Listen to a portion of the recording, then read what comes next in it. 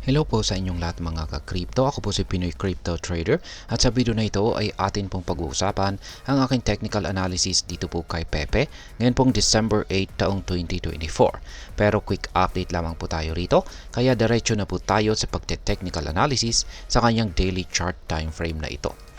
At ayan, dito po sa daily chart time frame ni Pepe ay sa wakas ay nagawa po niyang tagusin or basagin yung major resistance line natin dito.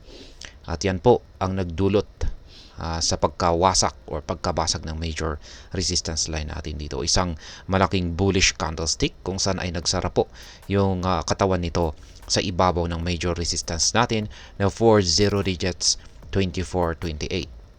At maliban po dyan, yung dalawang indicators natin, itong unahin po natin dito sa ating Hall Suite indicator natin ito.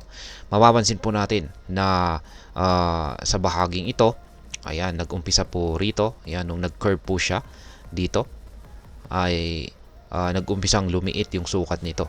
At ayan, lumiit po ng husto dito noong mga December 4 hanggang December 6.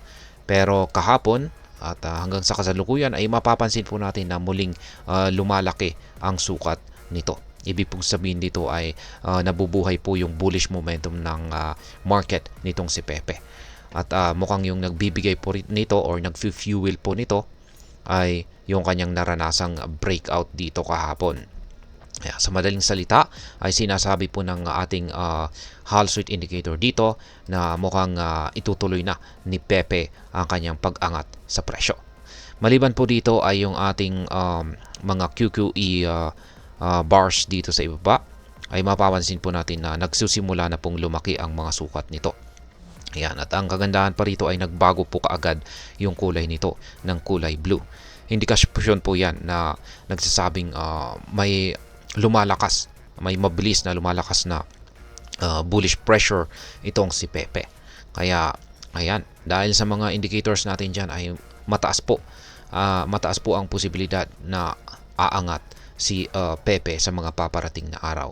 At yung target po natin dito sa pag-angat ni Pepe ay ang sunod na major resistance natin dito sa 40 digits 3565.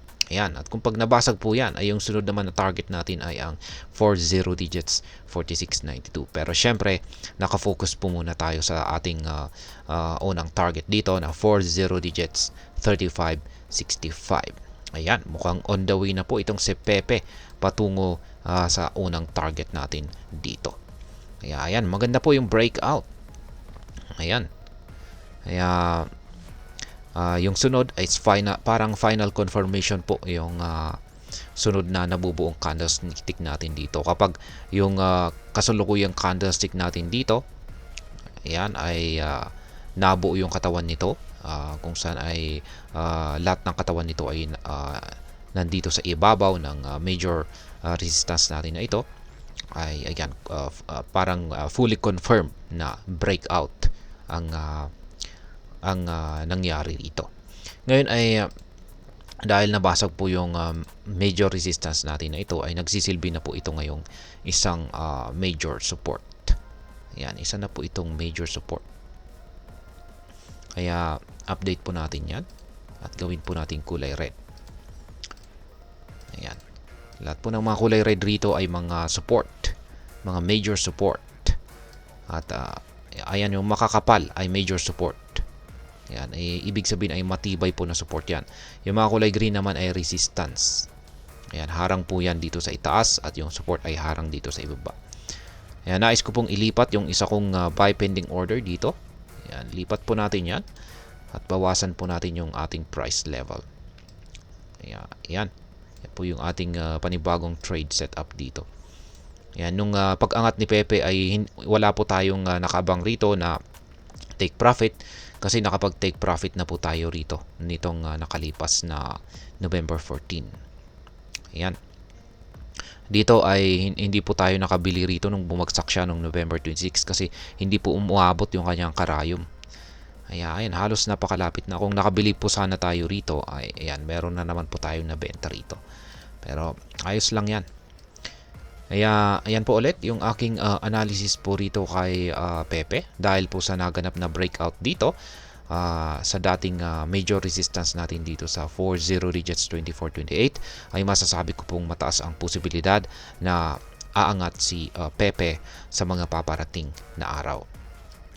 At ayan, sa mga bago lamang po rito ay check na lamang po ninyo ang description ng video na ito para malaman kung anong platform at mga indicators ang ginagamit ko dito. At hanggang dito na lamang po tayo sa video na ito mga ka-crypto. Marami pong salamat sa panonood. Ingat po tayo lagi at God bless po sa ating lahat.